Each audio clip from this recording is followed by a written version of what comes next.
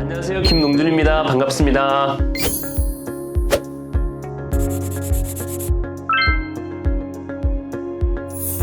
날씨가 점점 쌀쌀해지고 있고 벌써 11월에 다가서고 있습니다. 여러분들이 수험생을 시작한 지가 얼마 되지 않은 것 같은데 벌써 시험이 5개월밖에 남지 않은 상태입니다. 거기다가 소방청에서 시험 문항수, 과목수를 발표함에 따라서 여러분 마음이 상당히 초조해질 것 같다는 생각도 듭니다. 오늘은 중간 점검으로 여러분이 남은 기간 동안 어떻게 우리가 준비해야 될지에 대해서 이야기를 나눠볼까 합니다.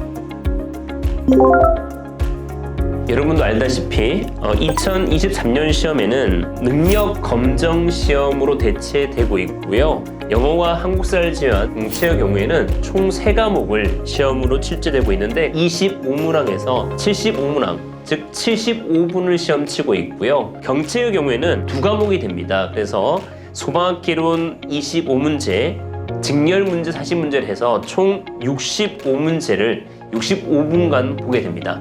시험의 큰 변화는 실제 시험 과목이 줄었다는 것입니다. 그래서 공채는 예전엔 100분 보던 시험 문제가 지금은 75분으로 줄어들었고, 경채는 시험 과목은 줄었습니다만 문제 문항수가 소방학개론 25문제, 직렬문 40문제에서 총 65문제가 되어서 시간은 늘어났고 문항수로 늘어났습니다. 특히 법규를 하지 않았던 분들이 또 구조 경채 같은 경우는 법규를 함으로써 많은 힘듦이 있을 거라고 생각이 되었습니다.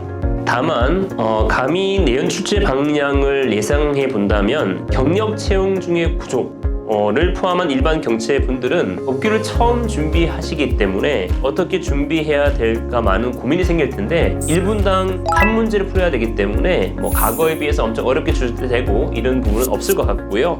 혹시 어려운 문제가 출제되더라도 여러분들이 기출, 객관식, 동프, 또 동영을 따라오다 보면 충분히 고득점에 가능할 거라고 생각이 됩니다. 물론 변별력 있는 문제도 출제될 거라고 보여집니다. 왜냐하면 그래야만 합격생과 불합격생이 나눠질 수도 있고, 또 변별력 문제라는 것은 조금 지역적인 문제도 나올 수 있을 거라고 보여집니다. 예를 들자면 가태료 몇 차냐, 벌금 문제라든지 이런 부분도 세심히 보시는 것이 상당히 중요한 포인트라고 할 수 있습니다. 특히 법규를 준비함에 있어서 이건 나오지 않는다, 버린다 이런 것을 좀 조심해야 될 것 같습니다. 그래서 추천드리는 학습 방법은 여러분이 열심히 공부한 기본을 충실히 한 다음에 문제를 많이 풀어봄으로써 틀린 부분에 대해서 어떤 게 틀렸는지 다시 기본서로 확인하는 이런 반복 학습이 중요할 거로 보여집니다. 모든 이론을 완벽히 숙지하면 좋겠습니다만 또 시간이 많이 부족하신 분도 있을 테고 또 늦게 준비하는 분도 있을 테니까 효율적인 학습 방법 우선순위를 알려드리도록 하겠습니다. 1순위는 기출이 되겠고요. 2순위는 응용 문제, 객관식, 디딤돌, 동영이 되겠고요. 3순위는 1순위, 2순위 이외의 이론 부분입니다. 그래서 우선순위를 두시고 학습을 진행하다가 보면 주요 부분을 까먹지 않고 점차 지엽적인 부분까지 섭렵하면서 학습 진행에 가실 수 있을 거라고 저는 생각이 듭니다.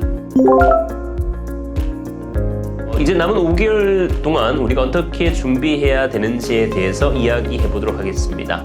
크게 세 분류 수험생으로 이야기해 보도록 하겠습니다.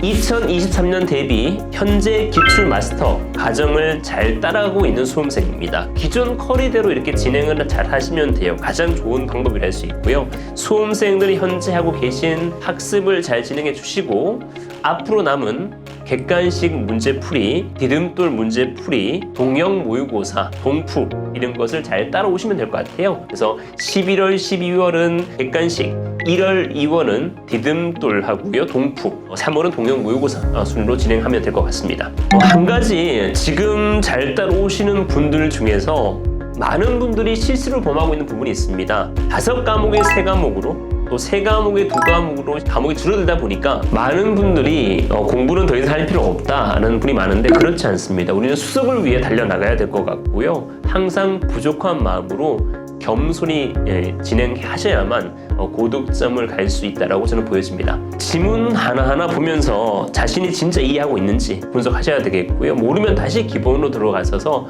공부하셔야 됩니다. 기본을 우리가 한 번 보고 이해한다는 건 불가능한 거고요. 최소한 10번, 20번 정도 보셔야만 자기 것으로 될 수 있다라고 저는 생각이 됩니다. 우리는 그날 겨우 내용만 확인하기 위해 공부하는 것이 아니고요. 합격을 위해 공부하고 있는 겁니다. 더욱이 합격할 수 있게 공부해야 된다는 걸 꼭 명심하시고 수석 합격을 위해서 달려나가야 된다라고 명심하시고 준비하면 좋겠습니다. 두 번째는 지금 시작하는 재도전 수험생을 위한 겁니다. 지금 시작하는 분들은 지금 이 시점에서 자신의 위치를 정확히 파악해 볼 필요가 있습니다. 기존에 공부를 열심히 했다 하더라도 법규라는 부분은 많이 변경되었기 때문에 한번 위치를 정확히 파악해 보는 게 중요합니다. 그래서 기본 이론을 빠르게 강의를 들으신 후에 기출을 더불어서 문제풀이로 진행하는 것이 상당히 도움이 될 것 같습니다. 11월, 12월은 올인원 플러스 기출이 되는 거고요. 1월, 2월은 객관식과 디딤돌, 그 다음에 3월은 동프, 동영 모의고사로 진행하면 될 것 같습니다. 그래서 일단 세 과목이다 보니까 다소 작년에 비해서 시간은 조금 더 여유가 있다라고 생각하시고 더 열심히 준비하셔야 합니다. 2022년 우리가 분명히 실수가 했던 분이 있을 거예요. 그래서 충분히 여러분들이 2023년도에 잘 공략하신다면 합격을 하실 수가 있을 겁니다. 부족한 부분을 다시 여러분들이 반복된 실수를 하면 안 되겠죠. 그죠? 그걸 명심하시고 철저하게 준비하시면 좋겠습니다. 세 번째는 지금 이제 새로 시작하는 수험생입니다. 지금 시점에 새롭게 시작하기 때문에 마음의 조급함이 또 앞설 것 같아요. 늦었다라고 해서 기본을 넘거나 또 문제만 풀거나 이렇게 많은 문제점이 있기 때문에 그렇다 하더라도 여러분들이 최선을 다해서 2023년도를 준비해야만 됩니다. 그래서 지금 시작하는 분들의 추천 커리큘럼은 올인원 강의가 언제 끝나냐에 따라 달라질 수 있는데요. 올인원 강의가 빨리 끝날수록 좋은 것 같습니다. 이번 연도는 심화가 없고요. 기본과 심화를 같이 합쳐놓은 강의가 있기 때문에 오히려 작년에 비해서 축약된 학습이 가능할 거라 보여지고요. 또 그것이 끝난다면 기출과 객관식을 추천해 드리고요. 올인원 강의가 좀 늦게 끝난 분들은 기출과 디딤돌 과정을 추천해 드립니다. 11월, 12월 올인원, 그 다음에 1월, 2월은 기출 플러스 객관식 혹은 기출 플러스 디딤돌, 3월은 동영, 동프 이렇게 진행하면 될 것 같습니다. 많은 수험생들이 서로 다 다른 상황에서 각자 고민을 가지고 합격을 향해 가는 길을 고민할 시기입니다. 조금 더 효율적이고 또 조금 더 확실한 길이 무엇일까 고민하고 상담하는 수험생들이 많은데요. 여기서 가장 큰 문제는 정말 많은 수험생들이 생각만 하고 공부를 하지 않는다는 것입니다. 이유는 시행착오를 겪지 않으려 하기 때문입니다. 단 한 번에 성공하는 방법을 찾고자 하는 것이겠죠. 그런데 여러분들이 기억해야 할 것은 여러분들이 시행착오를 피하기 위해 고민만 하고 있을 시간에 여러분들이 경쟁자들은 이미 행동으로 실천하고 시행착오까지 겪고 더 좋은 방법을 찾아 합격을 향해 달리고 있다는 사실입니다. 생각만으로 모든 것이 되지 않습니다. 궁금한 것이 있다면 전문가에게 빠르게 물어보시고 시간을 아껴 생각을 행동으로 빠르게 옮기는 사람이 합격에 더 가까이 다가설 수 있습니다. 이제 만 5개월 좀 남았습니다. 절대 긴 시간이 아닙니다. 그렇다고 해서 아주 시간이 짧은 시간도 아니겠죠. 이 시간의 합격의 시간으로 만드는 여러분이 되시길 바랍니다. 여러분의 합격을 위해 저도 최선을 다해서 같이 경주해 가겠습니다. 감사합니다. 지금까지 김동준이었습니다. 감사합니다.